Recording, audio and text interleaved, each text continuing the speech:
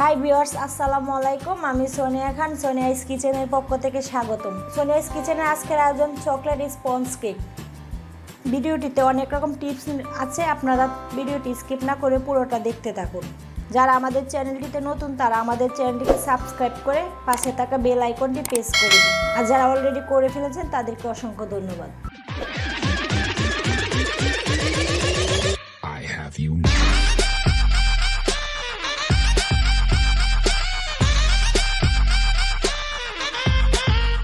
Chocolate sponge cake তৈরি করার জন্য আমরা প্রথমে শুকনো উপকরণগুলো চেলে নেব। এখানে নিয়ে নিয়েছি আমি 1 কাপ পরিমাণ ময়দা। আপনারা চাইলে আটাও নিতে পারেন। আমি এখানে আরও আধা কাপ পরিমাণ ময়দা দিয়ে দিব। আর তার সাথে দিয়ে দিব আমি 2 টেবিল চামচ কোকো পাউডার, ভালো ব্র্যান্ডের কোকো পাউডার দিয়ে দিবেন। তার সাথে দিয়ে দিব বেকিং পাউডার, দিয়ে দিব কিছুটা খাবার সোডা। যদি হাতের কাছে বেকিং পাউডারটা না থাকে আপনারা ইচ্ছে করলে খাবার সোডা দিতে পারেন, কোনো সমস্যা নেই। দিয়ে দিব পরিমাণ মতো লবণ। এবার এগুলোকে একটু ভালোভাবে চেলে নিব। সবগুলো উপকরণ একসাথে একটু আমি ভালোভাবে চেলে নিব। শুকনো উপকরণগুলো একসাথে ভালোভাবে চেলে নিলে কেকটা অনেক সফট হয়, অনেক সুন্দর হয়। এই জন্য আমি এটাকে একটু ভালোভাবে চেলে নিচ্ছি। শুকনো উপকরণগুলো চালা হয়ে গেছে, এবার আমরা এটা একটু সাইড করে রেখে দেব। এখন আমরা ডিম আর চিনির মিশ্রণটা তৈরি করে নেব। এখানে আমি নিয়ে নিয়েছি 2টা ডিম। ডিমগুলোকে আমি সুন্দরভাবে ভেঙে দিয়ে দেব। ডিমগুলো যদি ফ্রিজে থাকে তাহলে অবশ্যই বের করে রাখবেন।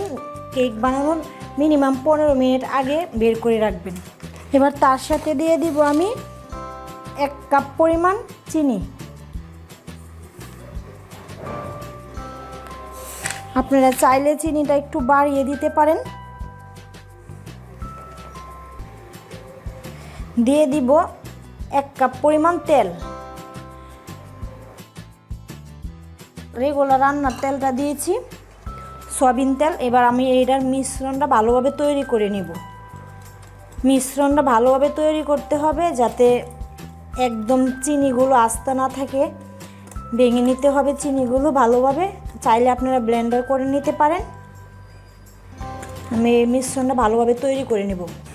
এরকমভাবে 10 মিনিট ভালোভাবে নাড়িয়ে ডিম চিনির মিশ্রণটা তৈরি করে নিতে হবে। দেখুন আমাদের মিশ্রণটা কত সুন্দর হয়েছে। আমাদের চিনিগুলো একদম গলে গেছে আর একদম স্মুথ হয়ে গেছে। এবার আমরা এটা ঢেলে দেব ওই আমাদের শুকনো উপকরণগুলোর সাথে এগুলো সুন্দরভাবে ঢেলে দিতে হবে।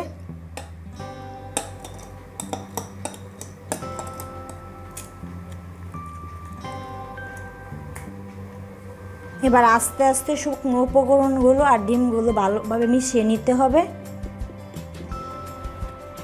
এরকম আস্তে আস্তে মিশিয়ে নিতে হবে।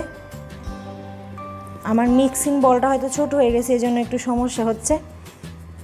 আপনারা একটু বড় একটা মিক্সিং বলে নিয়ে নেবেন। যেহেতু আমি এখন এটা দিয়ে দিয়েছি এই জন্য এটা আর চেঞ্জ করতে চাচ্ছি না। এটাতে আমি তৈরি করে নেব। আমাদের কেকের ব্যাটারটা তৈরি হয়ে গেছে। আমাদের ব্যাটারটা দেখুন কতটা ঘন হয়েছে, কিন্তু এতটা ঘন দিলে কেকটা ভালো হবে না, সফট হবে না। এই জন্য আমি এটাতে একটু লিকুইড দুধ দিয়ে দিব। লিকুইড দুধটা আপনারা অল্প অল্প করে দিয়ে মিশিয়ে নেবেন, তা না হলে কনসিস্টেন্সিটা ঠিক রাখা যাবে না। এই জন্য অল্প অল্প করে দুধটা দিয়ে মিশিয়ে নিতে হবে। এটাকে ভালোভাবে মিশিয়ে নিয়েছি। দেখুন আমি যেই দুধটা দিয়েছিলাম এই দুধটাতে ঠিক আছে। আমাদের ব্যাটারটা তৈরি হয়ে গেছে। তেলের পিঠাতে যেরকম ব্যাটার তৈরি করতে হয় আমাদের কেকের ব্যাটারটা ঠিক ওই রকমই হবে। বেশি ঘনও হবে না, আবার বেশি পাতলা হবে না। পাতলা হলে কেকটা সুন্দর হবে না, আর বেশি ঘন হলেও কেকটা ফুলবে না।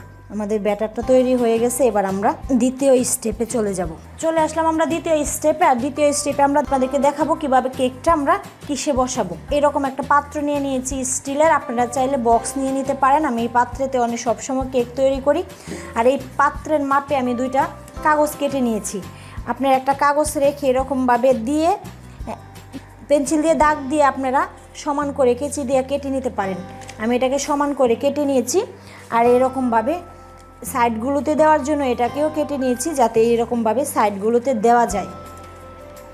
এবার আমি দিয়ে দিব কিছুটা তেল, এটাতে একটু তেল দিয়ে মেখে নিতে হবে।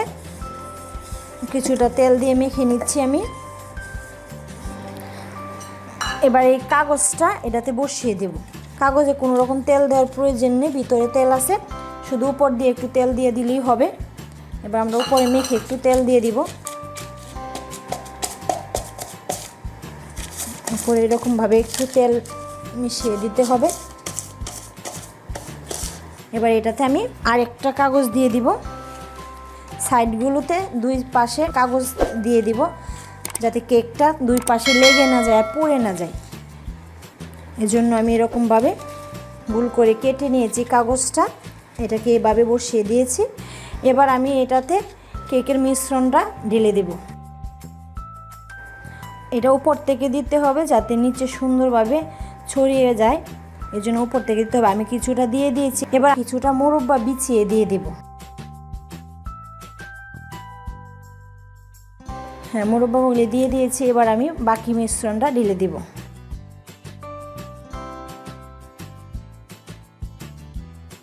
কেকের পুরোটা মিশ্রণ আমরা এখানে ঢেলে দিয়েছি। এবার এটাকে আস্তে করে চাপিয়ে নিতে হবে যাতে নিচ দিয়ে কোনো রকম ফাঁকা না থাকে, তাহলে কেকটা সুন্দর হবে না।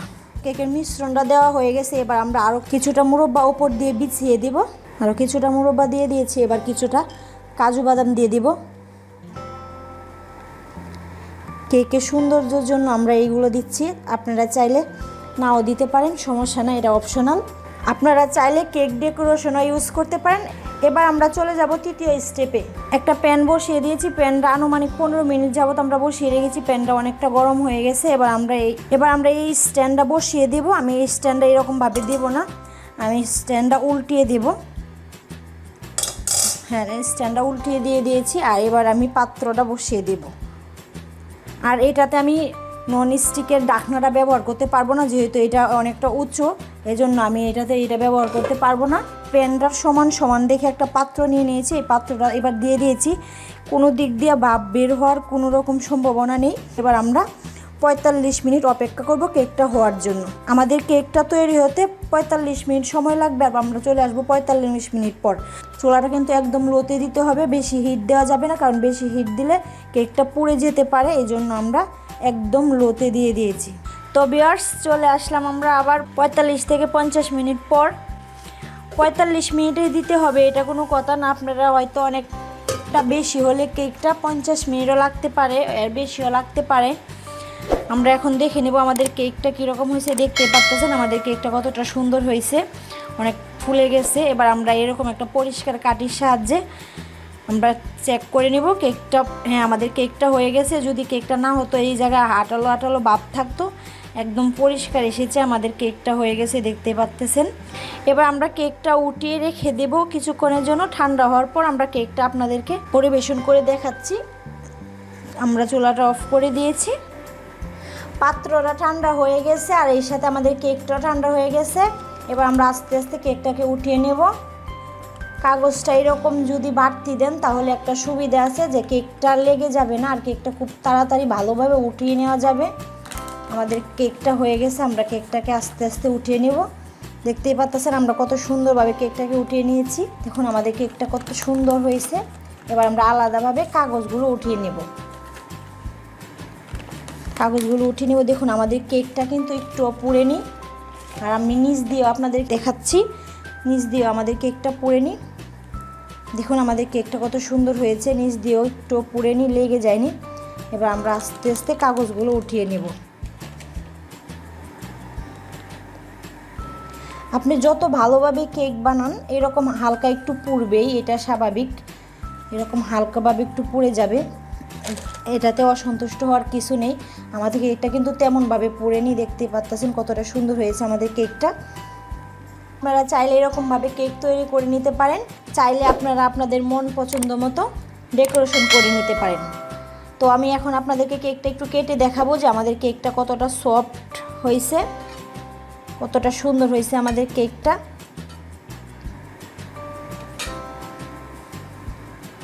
দেখুন আমার কেকটা কতটা সুন্দর হয়েছে, কতটা সফট হয়েছে।